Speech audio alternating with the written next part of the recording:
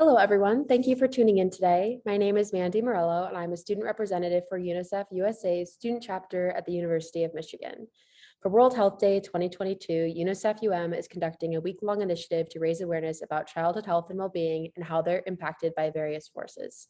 Today, we're talking about medical misinformation with Dr. Cynthia Smith, an internal medicine physician with expertise in medical education at the University of Pennsylvania and the Vice President of Clinical Education for the American College of Physicians Center for Quality. Dr. Smith, thank you so much for being here today. Thank you for having me. It's my pleasure. So you work for the American College of Physicians, which is a nonprofit membership organization. Would you like to begin by telling us about the organization and its importance in the medical field? Sure. So the American College of Physicians is the largest medical specialty organization in the US, second only to the AMA, but since the AMA has all medical professions underneath it, we are the largest specialty one. And our goal is to enhance, our mission is to enhance the quality and effectiveness of healthcare by fostering excellence and professionalism in the practice of medicine. And our vision is really to be recognized globally as a leader in promoting quality patient care, advocacy, education, and career fulfillment in internal medicine and all the subspecialties of internal medicine. It sounds like a really important organization to be a part of, especially considering the state of our world today and how science and medicine is in combating the pandemic. Speaking of that, on October 13th, 2021, the ACP released an announcement about its collaboration with YouTube to, quote, create a new educational content to help combat health misinformation about the COVID-19 virus, vaccination, and treatments. And in the United States specifically, the pandemic has been highly politicized. What are some of the barriers to communities in receiving unbiased reporting, and what can we as students do to help medical professionals? Yeah, so I think, social media is a real challenge. YouTube and YouTube Health and Google initially came to us because they realized that getting rid of misinformation on their site was like playing a game of whack-a-mole. So, and that in addition to taking down misinformation and disinformation that was posted, they needed partnerships to create high quantities of really high quality information. So it's not just about taking it down bad information, but really making sure you have a good supply of credible information. So we weren't the only ones. They partnered with Children's Hospital of Philadelphia, the American Academy of Pediatrics, and us in their initial work. And I think that one of the biggest barriers is just how the social media algorithms work. So you get in sort of a, what do we say, like a silo of information because they serve you up information that confirms prior information that you've gotten. And it's really easy to sort of get that tunnel vision. I don't know if you read about, there's an article in the New York Times today about TikTok and the war in the Ukraine and the fact that TikTok, unlike some other social media platforms, relies exclusively on an algorithm. So it's not even who your friends are or your follows like other platforms.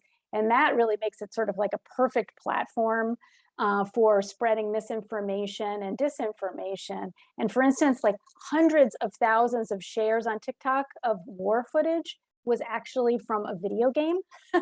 So even stuff that can look really authentic on these social media platforms really needs to be fact-checked and sourced before you share it. So I would say, you asked, what can students do? Really only share and promote like high quality health information on social media. And the video that I'm hoping you'll link to that we created on this really gave a series of simple tips that you can do. Like, how do you know that it's high quality? If it comes from your patient portal, from an academic medical center, from a government website like the CDC or the FDA, or organizations like the ACP, the American Academy of Pediatrics, or the AMA. Don't rely just on headlines, get the full story, look for sources, check the date, because old information recirculates. and really just think twice before sharing if you have any doubts about the content. So I think those are some really helpful tips on how you can keep from sort of propagating misinformation. Yeah, to speak more on that algorithm, it's almost become a joke within my friend groups and people in my class when we talk about, oh, the algorithm this, oh, the algorithm that. But it's really devastating to certain types of information and different types of communities trying to get proper information across. Yeah, Uh, particularly for those areas where there's state-sponsored disinformation campaigns and where there isn't a free press. So, like sometimes I'll say, well, go to more traditional media sources to get news in addition to your social media feed, so you can get access to balanced information. But in places like China or Russia, it's really hard to do that, and other places. So. And those places can take real advantage of the algorithms. yeah, this might be beyond what the ACP focuses on, but how might the situation in Ukraine right now or other political conflicts be preventing people from getting information and especially information about the pandemic? Yeah, I mean, I think it's really challenging. I mean, we're seeing for the first time in the situation in the Ukraine, right, is that we're having a wired war. We never had this before. Like the Mhm. world is just so connected. So in a way, um,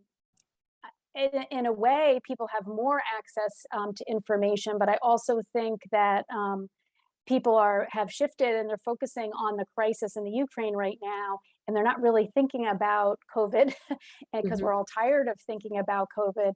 So, that's also, it's like the competition for the attention of the public, I think, is really challenging right now. Yeah, what do you project then being the biggest public health impact of these crises, and especially on the health and well-being of children?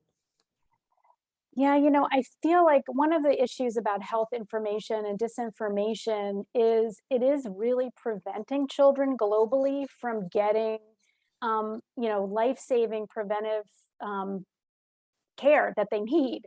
Whether it's access to vaccinations, which we know may help them, or other necessary protections, like protection from trauma and violence, like we're seeing during the war right now, proper nutrition, clean water, all that kind of stuff is just, what's the word, interrupted and challenging for kids right now. So I think, and the other thing about even though I'm a doctor for adults and I take care of adult patients, the issue about children need advocates globally. And so I think it's just so awesome what you're doing with your organization, UNICEF, and also what students can do as individuals to advocate for those people who don't have a vote and can't really advocate for themselves. And that's one of the things, I'd like to stress, is that everybody can be an advocate and you can lead from where you stand. So I'm hoping you'll feel like really motivated, and you'll help share that motivation to others to really advocate for the things that we know, the public health policies and preventive measures we know improve the health for children globally. Yes, thank you. And at UNICEF, we know that one of the first ways to start that initiative and to start that social action is to just teach people about what's at hand and to teach people where to get proper information and different outlets and pathways for social action, social change, and advocacy. So thank you so much for being here today and teaching us about this misinformation in the media. And my peers and I here, especially at UNICEF, at Michigan, and beyond, are going to be entering a world newly defined by this pandemic. And it's imperative that we understand all of its consequences, especially medical misinformation, which is a consequence of political polarization. It's harmful to the health and well-being of all, and especially children. So for more about this topic and Dr. Smith's work, you can go to our Instagram or our website linked below. And you can also learn more about the ACP and the resources they have released at the link below. We hope you follow along and tune into our panel on climate change and children's health this Thursday, April 7th at 7 p.m. Eastern Standard Time. Dr. Smith, thank you again, and thank you all for watching. Thanks for having me.